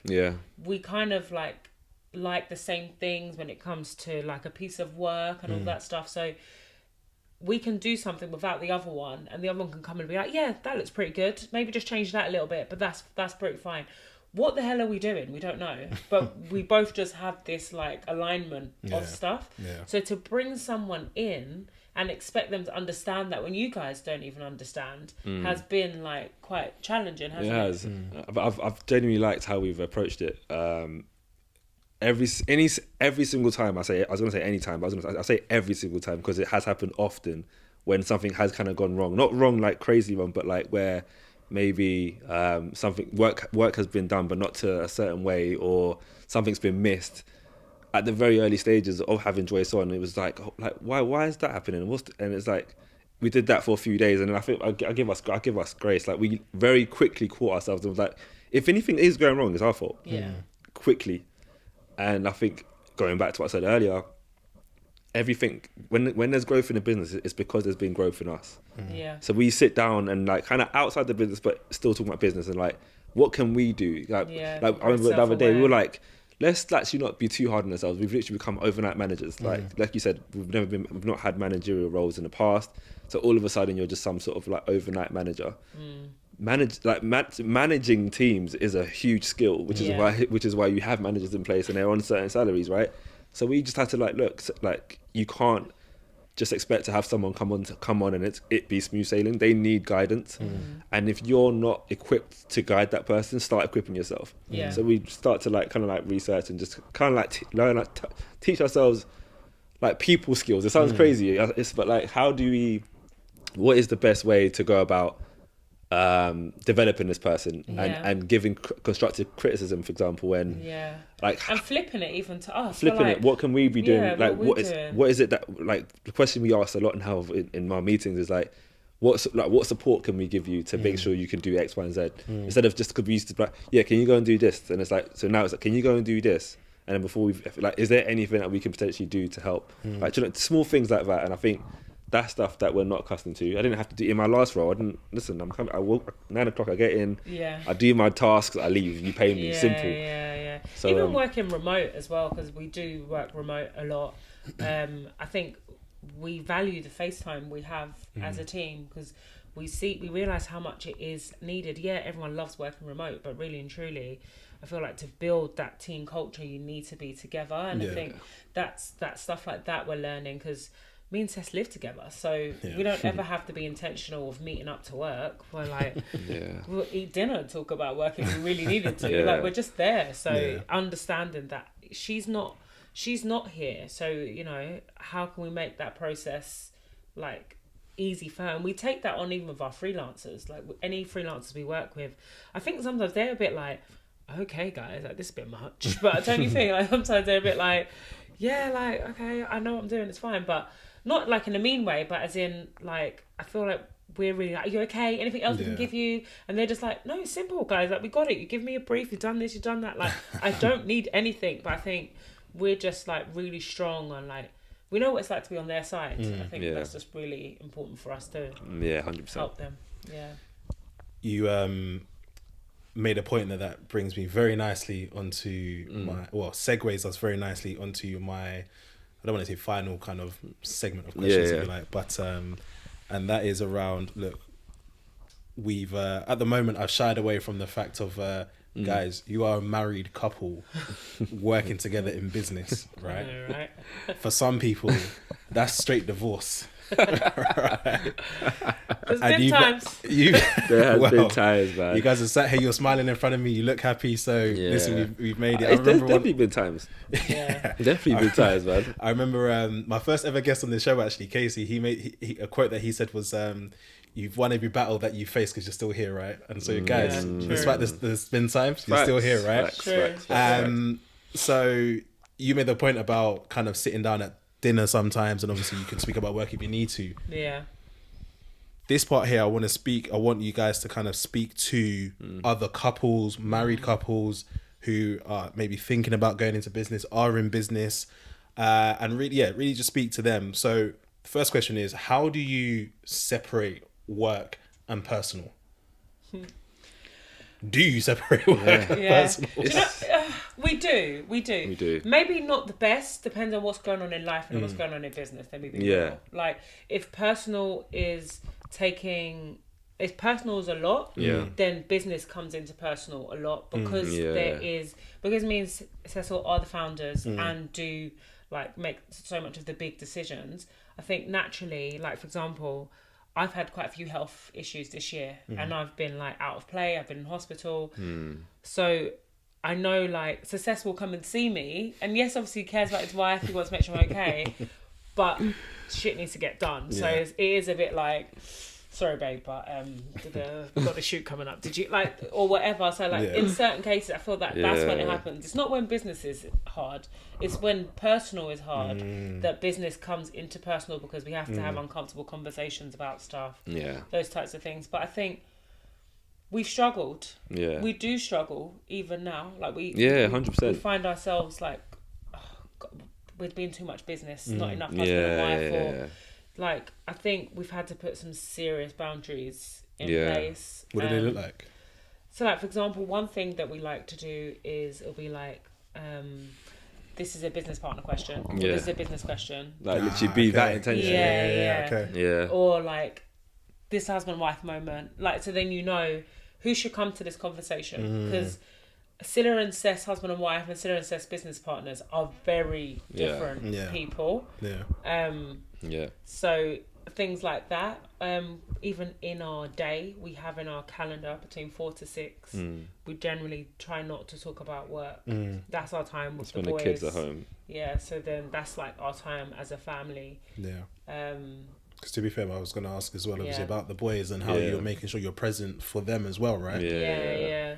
It is very hard, but yeah. It is very hard, to be fair. But that's the stuff that we try and do to try and be intentional. So, like Cilla was saying, I think by default it's very difficult to balance all of it. But over time, I think the boundaries that Cilla was talking about, like we've tried to just be very intentional. So if we showed you our calendar now, it's literally like it's color coded, it's pre-booked. So for example, like, do you know what I mean? Everything's in a calendar. So like school runs are in a calendar. 4 to 6, no working, no talking about work, and then we try and have marriage meetings as well. So like we literally have like when things were really tough, we were like sitting down and like, actually this can't work. Like we need to figure out a way to do this, and then we stumbled across a thing called marriage meetings. Do you know what actually it really stems from as well? That like me as a person, I like to deal with stuff head on straight away. And Cecil's more like, let me calm down, let me deal with it. So I would sometimes be like, I need to talk to you about something. And he'll be like, oh, like, not. But you know now. What it is? So like, if we ever like got into an argument, right? I don't know what you're like, but I'm the kind of person that I need some time. Right, and you know what it is? I'll be real. It stems from my childhood. I saw my parents fight a lot. Like they argued a lot. Like so, I'm like an avoider, if I'm being honest. If we get into a conflict, I'd much rather just us take some time away from each other, like, and then we'll speak about it in the evening, if not tomorrow. Oh, right? If not ever. If not, do you know what? Okay, that's where the actual issue stems from. Like, I think having time apart to kind of like is okay, but I think I took it a bit far, and like I could go days where like I'm not trying to speak right now. I'm just I'm in my mood right now. Listen, right? And I'm the opposite. Like I always say, like, he'd give me like silent treatment before if he's not happy about something. I'd say punch me in the face. Like, don't give me silent treatment. I don't like it. I'd rather like talk it out. But my issue is everyone's emotional. So if you're talking it out, you're not talking it out the right way. You're dealing with it through emotions. Yeah, you talk about maybe like me. I might say the wrong thing as well, to me and all that stuff, and then it gets heated. So we realised that that's where we have to find a compromise. Yeah, that's basically what it was. We need to find a time where everybody's ready to speak. So Seth has time to like have his space, and I also have time to actually think about what I want to say, because sometimes I want to speak now, but then when I'm speaking, he'll be like, say it then. I'm like, I don't know, like I can't say it properly. So like, get time to actually what do you want to say, process it too. And then that's kind of it stems from like a bad time.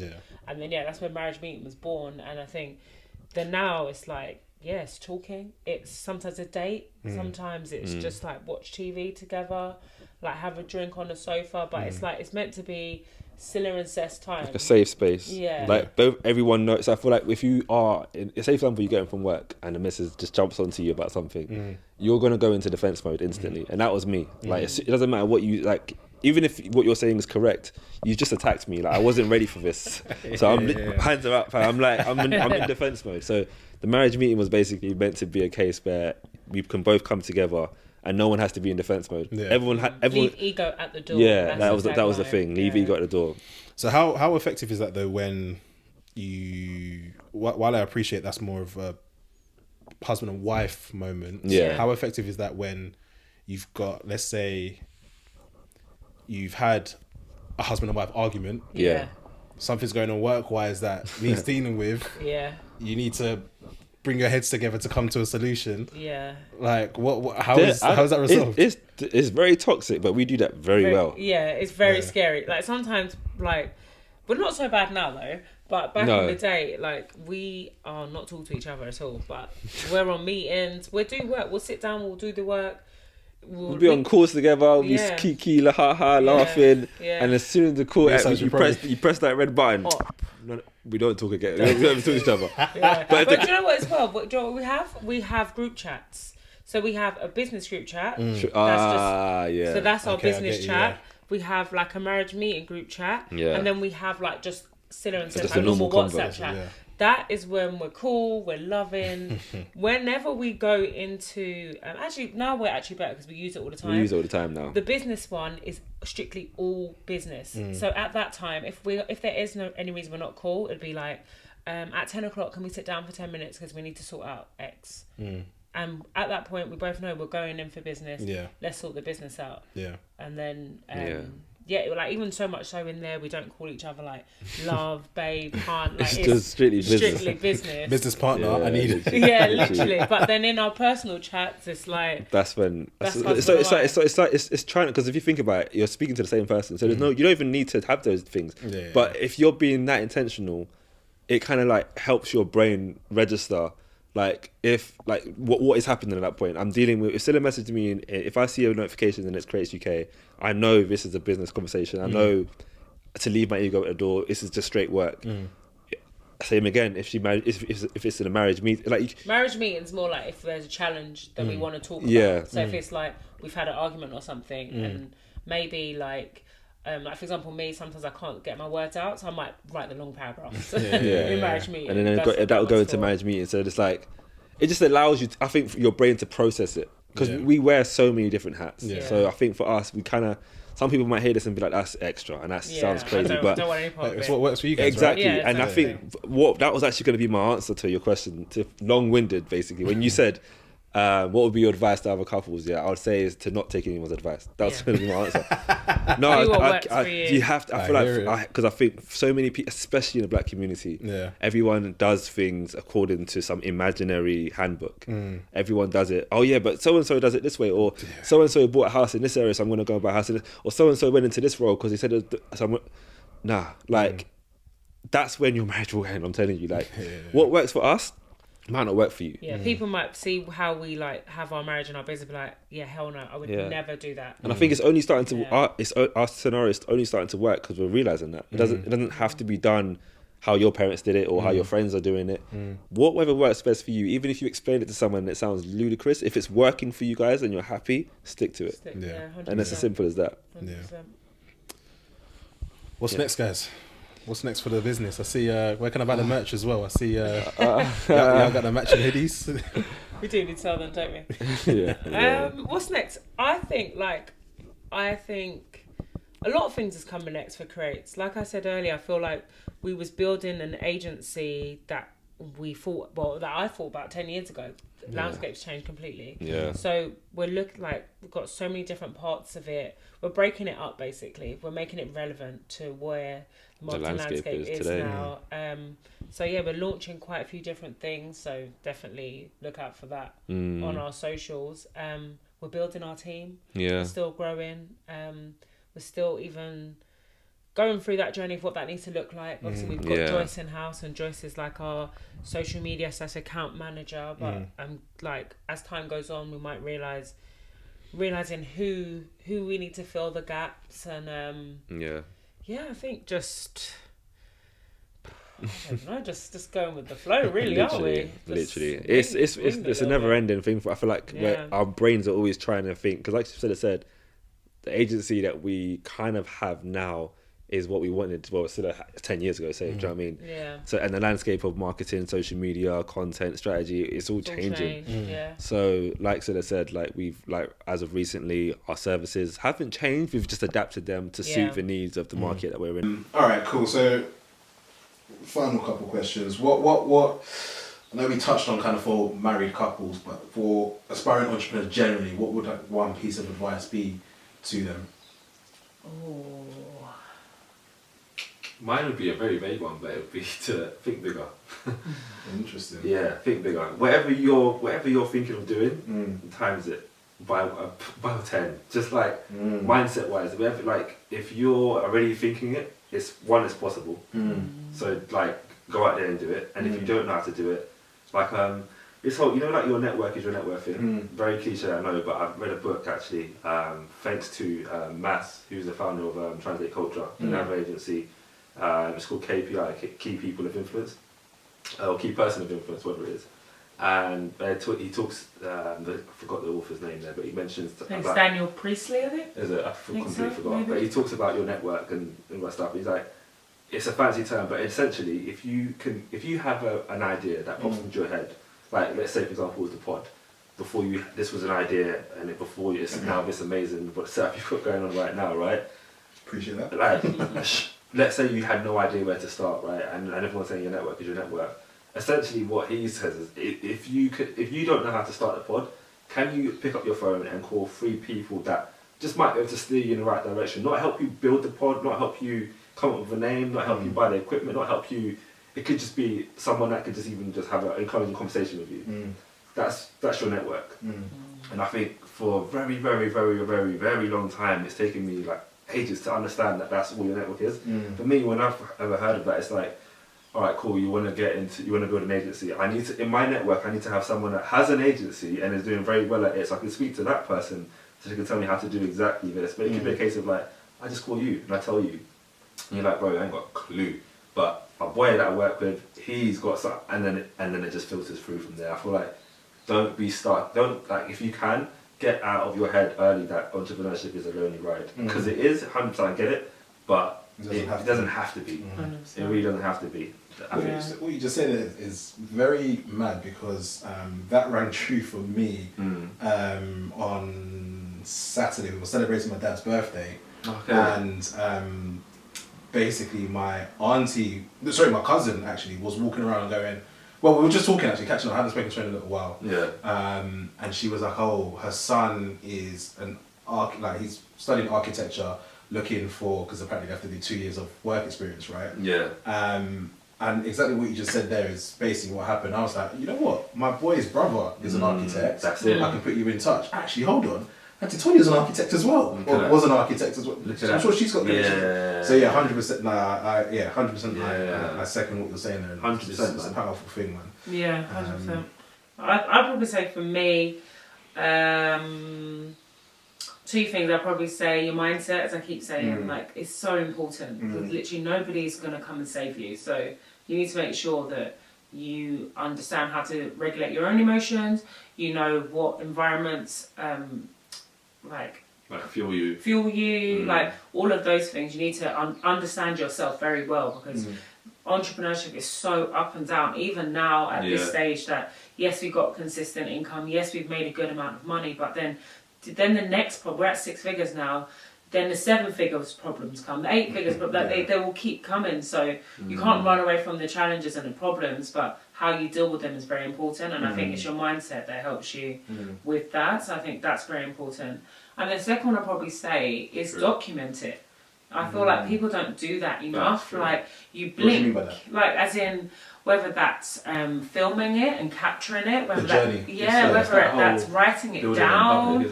Like I think. To be fair, you guys were encouraging me to do behind the scenes today. Exactly, because one day you may have a studio that's just for this. And you're going to forget that time when... So come up and it took me an hour to set up in your living room. Because you know what, something might happen in the studio now, this stupid studio, always doing this. And you're going to forget that actually, once upon a time, I used to go out there and, do like us, like... having my cameras cutting out on me, all of this, all of that. So I feel like just... Even if you just take a picture of today, do you know what I mean? And just remember this moment. Because that's what we do. Sometimes we go back and we look. I go look at the old notepads when I put like a strategy together or like a proposal together, and it's like I said, £70. Like, are you crazy? I'll charge 7k for that today. I will not charge £70. But back then, £70 was 7k for me, and I was like, it's just so crazy how things have moved so quickly, and that's how you don't show gratitude for where you are today. So I think document it, write it down, take pictures, make videos, do all of that stuff, and then even like ever so often take a step and just look at it, go remember it, and that's a good one. Some of the biggest YouTubers, if you go back 9 years on it, it's like their very first, them from the grassroots. You get what I mean? People would look at you where you are now. They forget. Remember, we went to go. The boys have got a YouTube family they love. We went to go look at their first video, and literally, we're like, oh, okay, fair enough. They live in a mansion now in America. You deserve it. Y'all been working. Okay. What does and I appreciate you may have alluded to some of this in the conversation, but what does success mean to you guys?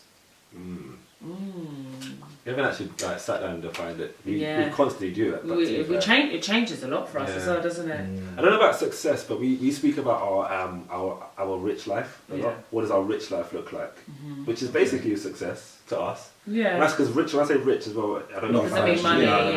Like in terms of, like, what does your dream life look like? Yeah. Like, and when I keep talking about this stuff, we are not talking about like material stuff. We touch on that, of course, but it's more like it's that fluidity with stuff. Like success looks like having that freedom, that fluidity. I think becoming parents early on when we did, we strive to make sure that we have fluidity. Like freedom, yes, but I'm not going to sit here and pretend that as an entrepreneur you have freedom. You do, but you don't have complete freedom. You still have to. You still got clients. You still like having a client. You still need to serve them as if you would if you was in a 9 to 5, right? Yeah. But the main difference is, you do get to choose who you get to work with. You know, at some point, you do probably have to take jobs here and there, but you do get to choose at some point. And I think for us, it's like being able to, like for example, right? We've prided ourselves. We've never even spoken about it, but we've never ever. It's impossible for us to miss something happening at a boys' school. Yeah. Right? Assembly, sports day, something, whatever. Nonsense talks even the teachers want, and no one's even there, just us. we missed one sports day. Oh God! Because we were on a holiday for our anniversary. Yeah. And we thought, we need to get away because we need some time. We went away, and as my boy, Isaiah, one of the twins, he's never let us. We have never missed anything. Schools do like coffee mornings. Yeah. We just go. Yeah. We want teachers to see that we're here. Like we go to coffee mornings. We missed that one thing. And this was a nursery sports day as well, by the way. It's not even like the real sports day. They're year 2 now. And he's never like forgotten it. Yeah. So when I say that to say like that's kind of what our mission is, like, just to always be able to be present for the family. Always be able to say yes to certain opportunities. So if you say no to what we don't and want say to no as to well. what you don't want to do too. I feel like it's as simple as that. I think that's what when we do speak about it, that's kind of what it is. It's like if the boys say they want to do something, I don't really want to be that parent that's like saying no, especially if it's one financial reason as well. Whether it be sports they want to do, whether it be like countries they want to go to. Like I very early on like caught myself instilling my limited beliefs on them. Like Isaiah, he's adamant he's going to get a Lamborghini when he's older. Yeah, and he says he's going to be rich, and he will be. He's adamant, and I'll be honest, it was very toxic. I didn't say anything bad to him, but in my head I just be like, this kid doesn't know what he's talking about, man. Yeah. Like in my head I'm just like, because I haven't got a Lamborghini yet, and I'm not rich yet. I'm kind of like, and I know how tough it is in this world. Why? It might not be the same for him. It's like I'm setting a new way for you, sort of thing. So yeah. I remember even we worked with Candice Brathwaite like a couple of years back.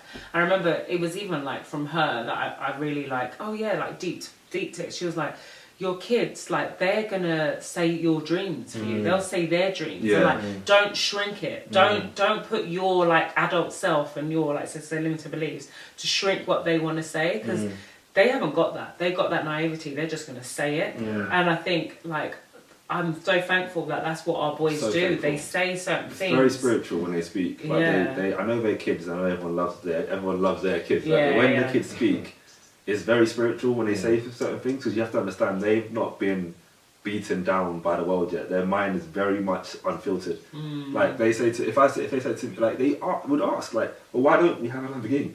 Yeah, literally, they're confused. And I'm not saying it's all about me. It's a good question. You're saying work harder. It's a good question. Yeah. Like it makes, like when I really think about the questions they ask me, it's like it's entrepreneurship all over. It's like, well, why don't you? Is he the one that was starting up the business in the school playground? Both of them started a business. Yeah, they joined a business with their friends. Yeah. And it was like, wow, like even now, like they are really business minded. And I think, if I'm being honest, like they are what success looks like to me. Do you know, like when I see them saying certain things, having the mindset, like I see them articulate themselves with like certain adults, and I think I'm so proud that in the midst of like growing this business and being in our marriage, that we're raising them to like do what to have like the mindset that they do, because like I said, I've been screaming it, mindset's everything. And I always say to Cecil, like, I know, like, leaving them money when we're not here is important. Don't get me wrong, I'm not trying to leave them broke. However, I need to leave them with a certain mindset. Like, I need to leave this earth knowing that their mind is at a certain place, that whatever comes their way, they can handle it. And I think day in, day out, they kind of show me that, even in such a small way already, we're doing that for them. And I think that, like, that really... I guess that's what success kind of looks like. That, and obviously you're just having a happy marriage with each other as well. I'm so glad. I was literally going to say, I don't know if you're going to try and wrap it up. I was like, before you wrap it, I need to say that. Because as well, it's that fluidity in our marriage as well. I feel like success is like, as long as every night we go to bed and we're friends still. We literally are best friends. Like, sometimes we're really laughing with each other. So I'm like, I can't believe that's my husband. Like, 100% nice. Yeah, it's nice. Wow, guys. Just chopped your ear off. No. This has been one hell of a conversation. I've honestly, how generous you've been with your time doesn't go isn't going unnoticed. I greatly appreciate it. I greatly appreciate you sitting down with me, having this conversation, being vulnerable, talking to me about the ups and downs of being a married couple in business together. Obviously, Cec touching on obviously your experience as well in terms of your losses that you went through and being vulnerable there. Honestly, like, I greatly appreciate it, guys. So thank you so much. It's been amazing. Very lastly, where can people find you? Well, business-wise, on all platforms at Creates UK, just CREATES UK. On all platforms, and I guess that's our main. But we've got personals. Personals is like Cilla Agyemang, Cec Agyemang. We have about 50 million social handles.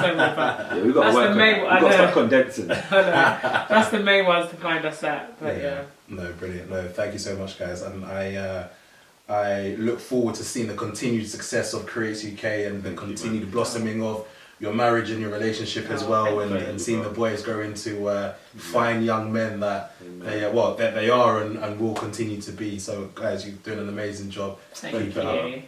Appreciate it. Thank you.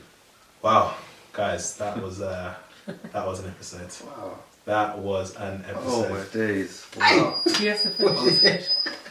Let me mute your thing, bro. Oh shit! Okay. Before I was released. Obviously, first podcast. Bro, act like you're used to stuff, man.